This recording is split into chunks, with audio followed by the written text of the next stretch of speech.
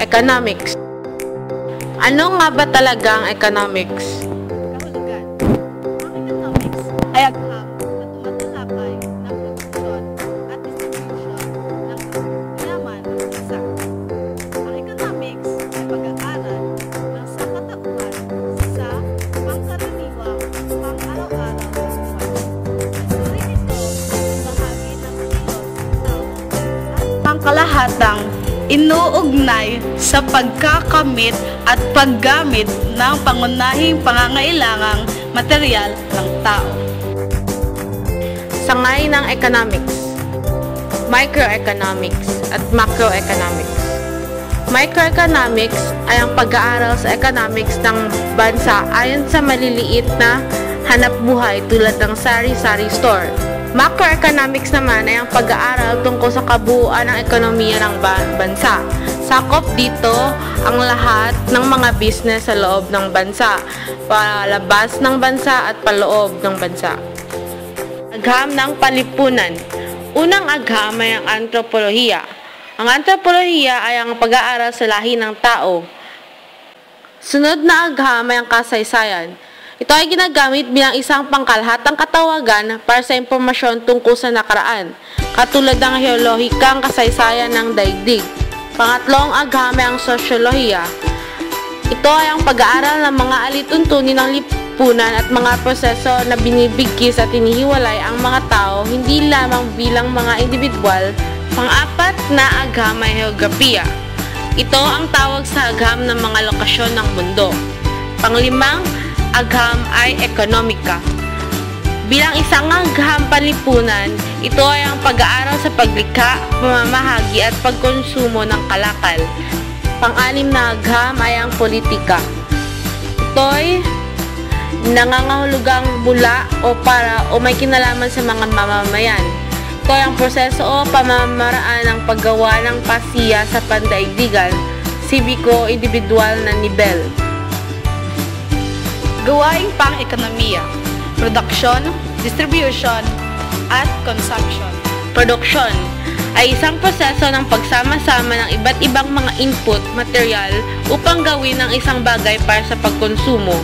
Ito ay ang pagkilos ng paglikha ng output. Distribution, ang proseso ng paggawa ng isang produkto o magagamit para sa paggamit o pag-inom ng serbisyo sa pamamagitan ng isang consumer o negosyo. Consumption. Ito ay isang solong pag-andar matematika na ginagamit upang ipahayag ang paggastos ng consumer.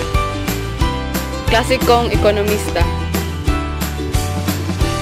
Adam Smith ay isang pilosopo at propesor ng economics mula sa Scotland. Itinuturing si Smith na ama ng klasikong economics. Layunin ni Adam Smith na malaman ang sanhin ng pagyaman at paghirap ng isang bansa.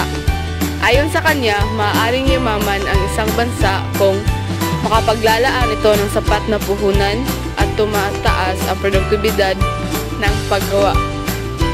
Thomas Robert Malthus, isang Ingles na unang tumawag pansin sa mas mabilis na paglaki ng populasyon kaysa sa paglago ng mga pinagkukunang yaman at ng produksyon.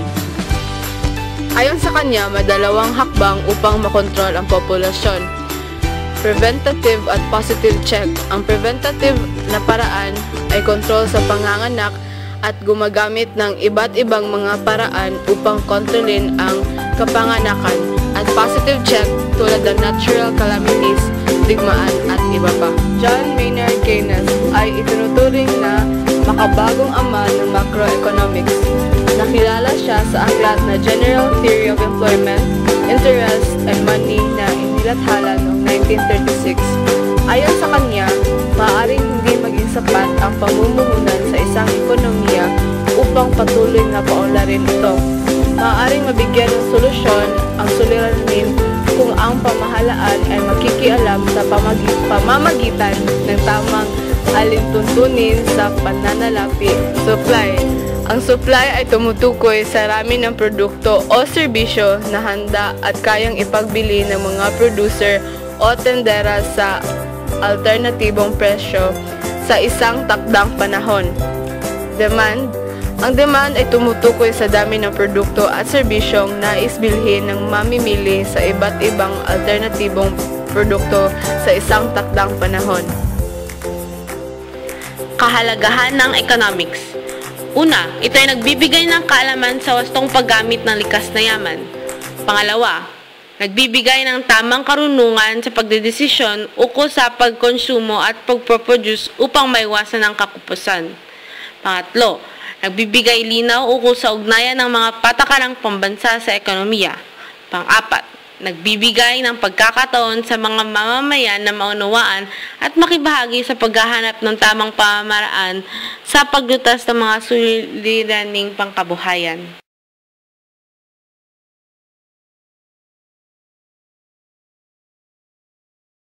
Created using Powtoon.